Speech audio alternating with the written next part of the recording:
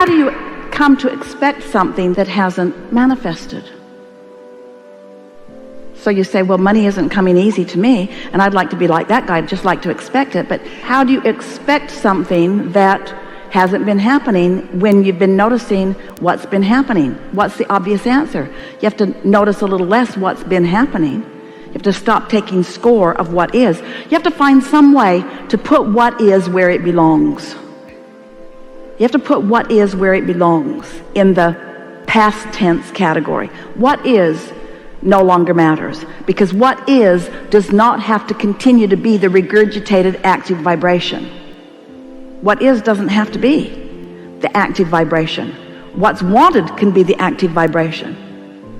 But what's the payoff for you? What are you going to focus on in order to stay focused on the vibrational reality rather than the manifested reality? How do you get yourself to focus forward instead of backwards? How do you stop looking at what is when what is so compelling? Something else has to be equally compelling. Let's play with this just for a moment. Do you enjoy a feeling of clarity? Do you? Do you like to feel so clear in your mind that you know exactly what you're doing? You know when you click into that? You know those moments in time when clarity is just so strong that it feels to you like you just can't get it wrong, at least not right now. Things are just really clicking for you. Is that something worth focusing on? And is it a condition or is it an unconditioned? We know these words sound awkward to you, but we're wanting to somehow cajole you into not facing reality anymore. Your reality is the platform that you bounce off of. But if you let it be what you are giving your undivided attention to, your reality will hold you apart from your motion forward. So you have to find a way to put reality where it belongs, which is past tense. It's old news.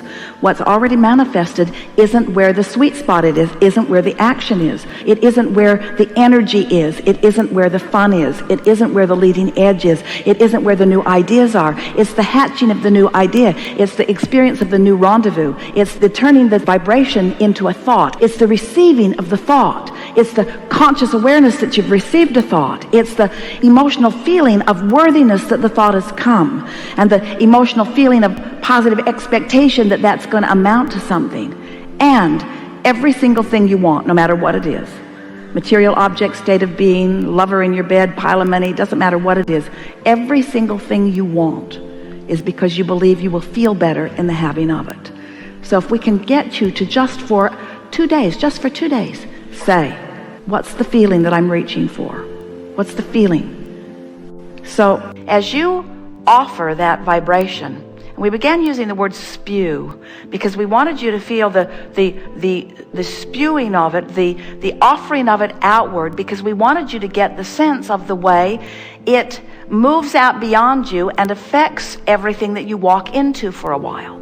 So as you're offering negative comments about your financial state of being, you keep sort of muddying up the waters ahead of you and making it less possible for you to see with any clarity the things that could work out for you. You're muddying up your own water, so to speak. And that if you would stop doing that, the water would clear. And then the other night, Esther was eager to watch that big cap tighten down on the gushing oil in the Gulf. And as she sat there and saw for the first time in a very long time that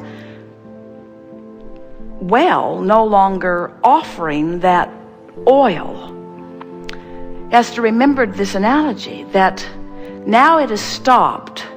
The feeling of it dissipating and becoming a non-subject is understandable, isn't it? As long as it was still spewing, it was like you couldn't clean it up fast enough. You couldn't begin to clean it up until it stopped spewing. There just weren't enough boats on the planet, or enough hoses on the planet, or enough containment on the planet. It was just messing the water up faster than anyone could clean it up. And that's what you sometimes do with your negative comments, with your negative beliefs. As they keep coming, you just keep messing up the water. And if you would stop the commentary, it is our promise to you that the natural resources that surround you would clear it. And in that clarity, you will return to who you really are. It's one of the best real-time analogies that has come along for a while, because you can feel that in your own experience. Have you ever had a relationship and you just keep it stirred up? In other words, every time you think of it, you just get mad all over again? And almost as soon as you think of it, you start talking about it, and then you start remembering, and then other things like it start showing up in your experience, and you think, will I ever be rid of this? Is that negative experience going to follow me? Is it going to dog me all the days of my life? And we say, not as soon as you stop talking about it. Not as soon as you stop thinking about it. If you think about, have you ever had, some have, some haven't, men and women both, mostly men, but it happens, a fist fight with someone? Well, they deserved it. We all know they deserved it. But you came to that point where you came to physical blows. But there was a point before you threw that punch that if you had held back from it, it would have been better. It would have been better before your nose was broken, wouldn't it? It would have been better before they put you in jail, wouldn't it? In other words, wouldn't have holding back been better, even though it didn't seem like it in the moment? Thinking back on it, wouldn't have holding back have been better? Have you ever had an argument with someone where you were so right and they thought they were so right, and you were determined to make them understand your rightness, and they were determined to make you understand their rightness, and so you just argued and argued and argued and argued until there was hardly any life left in either one of you? And they didn't understand you, did they? Wouldn't it have been better if you had just held back before you crossed that sensitive line? And so in the same way of holding back from the punches and holding back from the argument, we want you to consider the true power in even stopping earlier in this spewing process, in the setting the tone of what's out there process. We want you to think in terms of what you are vibrationally setting yourself up to be the point of attraction of, because what's active in your vibration is your point of attraction. One day a woman argued with us about that. She said, Abraham, I was driving down a very busy freeway, and just to prove her point to us about how positive she was and how screwy law of attraction was, she said, and I was listening to one of your recordings at the time. Doesn't get any more positive than that. I was listening to your recording, and I was pulled over by a police officer and given a ticket.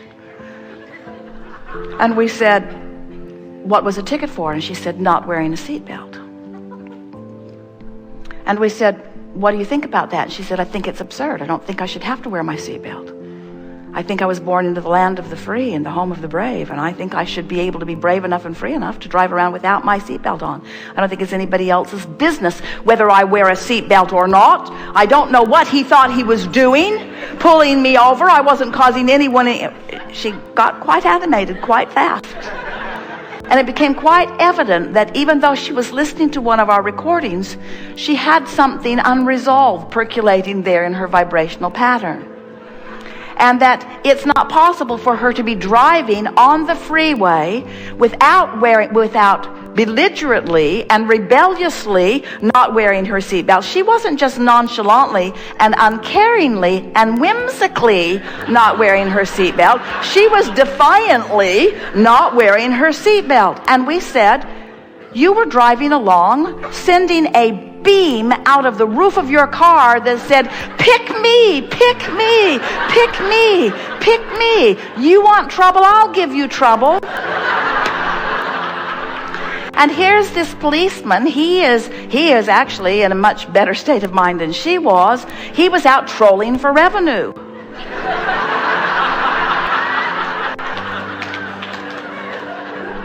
And they were a perfect vibrational match for one another. Law of attraction brought them together in the precise way that law of attraction always does. It was perfect co-creation. Co-creation at its very best, really. So what we want to say to you, you hear it. We want you to gather from all of that you are offering signals all the time. And sometimes your signal matches with unwanted things. And sometimes your signal matches with wanted things. And when the signal that you're offering really resonates with the wholeness of who you are, you feel wonderful. But even more important, well, there is nothing more important than feeling wonderful, but even more evident is manifestations have to match that signal of alignment. They just have to. You can't get something unwanted when you are tuned in, tapped in, turned on with who you are. You just can't. Now, she wanted us to believe that. I was listening to a good feeling recording. We said, that's like putting a happy face sticker on your empty gas gauge just because it bothers you to see the tank empty. Now you've got a happy face sticker on it. It's not so troublesome, but it won't keep you from running out of gas. And the same thing is true of your vibrational patterns. In other words, we want you to become more aware of what you're offering vibrationally.